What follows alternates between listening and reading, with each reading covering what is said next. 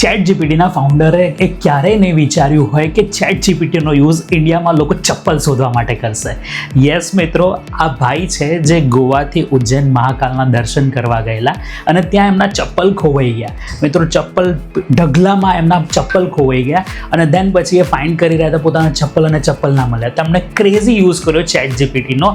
એ ઢગલાનો photo પાડી લીધો અને ચેટ જીપીટીમાં નાખ્યો, પ્લસ એમના ઓરિજિનલ શૂઝનો પણ ફોટો નાખ્યો અને ચેટ જીપીટીને કીધું કે મારા ચપ્પલ ફાઇન્ડ કરીને આપ.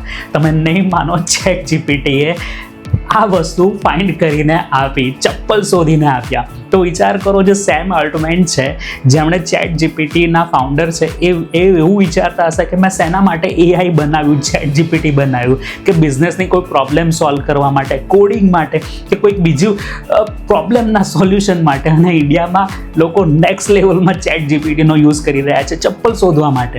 તો મિત્રો, વિચાર કરો, ચેટ જીપીટી શું કરી નથી શકતું, તો એઆઈ શું નથી કરી શકતું. તો આવી જ રીતે એઆઈને ઇમ્પ્લિમેન્ટ કરો પોતાના લાઈફમાં અને મને કોમેન્ટમાં કહો કે તમે આવો ખતરનાક ચેટ જીપીટીનો કયો યુઝ કર્યો છે, અને આવા જ વિડીયો માટે મને ફોલો કરજો.